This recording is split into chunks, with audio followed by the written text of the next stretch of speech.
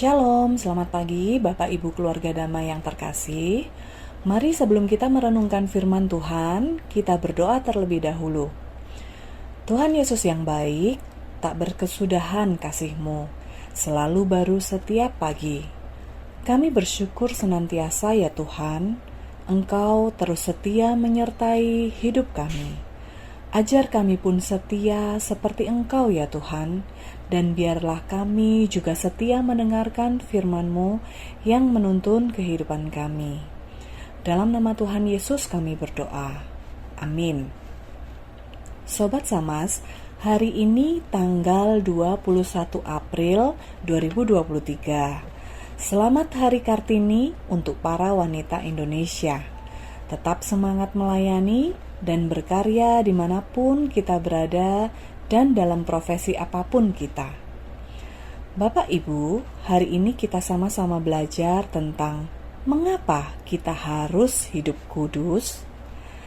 Nats Alkitab terambil dari kitab 1 Petrus 1 ayat 13 sampai 16. 1 Petrus 1 ayat 13 sampai 16 yang berbunyi demikian. Sebab itu, siapkanlah akal budimu, waspadalah, dan letakkanlah pengharapanmu seluruhnya atas kasih karunia yang dianugerahkan kepadamu pada waktu pernyataan Yesus Kristus. Hiduplah sebagai anak-anak yang taat, dan jangan turuti hawa nafsu yang menguasai kamu pada waktu kebodohanmu. Tetapi hendaklah kamu menjadi kudus di dalam seluruh hidupmu, sama seperti Dia yang kudus yang telah memanggil kamu. Sebab ada tertulis, kuduslah kamu sebab aku kudus. Demikian nats Alkitab yang kita baca. Bapak Ibu terkasih dalam Kristus, jika kita melihat di Kamus Besar Bahasa Indonesia, KBBI, kudus artinya suci, murni, bersih, bebas dari dosa, dan hidup saleh. Ibarat kertas putih yang tidak ada nodanya, begitulah hidup kita seharusnya. Kita yang mengaku sebagai pengikut Kristus, pastinya sudah mengetahui perintah-perintahnya melalui firman Tuhan yang kita baca, yang kita dengar setiap hari. Sepatutnya lah kita melakukan dan taat terhadap firman itu dalam kondisi apapun diri kita. Kita bisa belajar dari Ayub. Ketika dalam keadaan yang baik-baik saja, dia terkenal sebagai orang yang taat dan saleh kepada Allah. Namun ketika Allah mengizinkan sesuatu yang tidak baik terjadi dalam kehidupannya secara bertubi-tubi, Ayub pun tetap konsisten dalam sikap taatnya kepada Allah, sehingga hidupnya tetap kudus di hadapan Allah.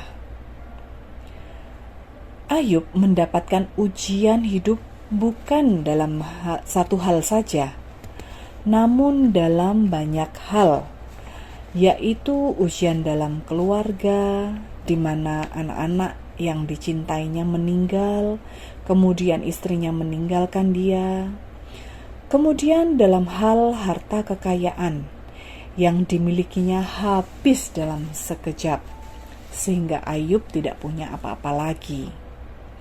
Kemudian dalam hal kesehatan, Ayub menderita sakit barah yang busuk dari telapak kaki hingga kepalanya, sehingga kita bisa bayangkan apa yang Ayub alami pada saat itu, dan penderitaan itu datang secara bersamaan.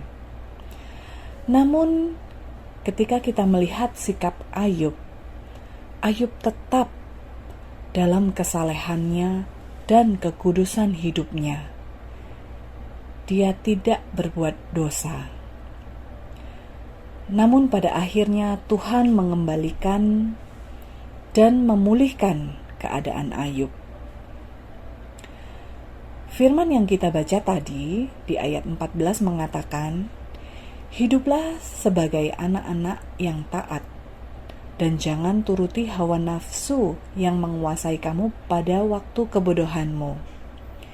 Hal ini mengingatkan kita bahwa seringkali tanpa sadar jika kita dalam kondisi yang tidak baik, kita terbawa emosi. Kita bisa mengambil keputusan-keputusan yang tidak sesuai dengan kehendak Tuhan. Bahkan kita mencari jalan pintas sesuai dengan keinginan kita sendiri. Disinilah pentingnya kita belajar taat akan firman Tuhan, supaya kita tidak jatuh ke dalam dosa yang akan mengotori kehidupan kita. Ayat 15 dan 16 mengatakan bahwa kita harus hidup kudus sama seperti Dia yang kudus, yang telah memanggil kita. Allah kita adalah Allah yang kudus. Oleh karenanya, kita dituntut untuk serupa dengannya, yaitu hidup kudus. Memang tidak mudah, Bapak Ibu. Kita manusia yang penuh dengan kekurangan. Kita selalu lekat dengan keegoisan kita. Kita seringkali hanya memikirkan apa yang kelihatan, apa yang membuat kita cepat selesai dari permasalahan. Nah, hal-hal inilah yang membuat kita seringkali tidak taat pada firman Tuhan dan akhirnya kita jatuh ke dalam dosa, sehingga kita tidak bisa hidup kudus. Mari Bapak Ibu, hari ini kita diingatkan untuk senantiasa berusaha menjaga hidup kudus sama seperti Allah kita yang kudus. Amin. Mari kita berdoa. Terima kasih Tuhan Yesus untuk firman-Mu hari ini yang mengingatkan kami sebagai manusia yang berdosa. Engkau telah menebus kami dengan darah-Mu yang suci dan kudus. Berkatilah biarlah hidup kami bisa kami jaga untuk terus dalam rencana Tuhan. Dan hidup kami berkenan di hadapan-Mu ya Tuhan. Dan kami pun boleh menjadi berkat bagi sesama kami, dan kami boleh memuliakan nama-Mu. Ampuni segala dosa dan kesalahan kami ya Tuhan. Dan berkatilah hidup kami sepanjang hari ini, kiranya Tuhan terus pimpin, sehingga kami menyenangkan hati-Mu ya Tuhan. Dalam nama Tuhan Yesus, kami berdoa. Amin. Sobat Samas, ingatlah firman Tuhan, kuduslah kamu sebab aku kudus. Tuhan memberkati kita semua.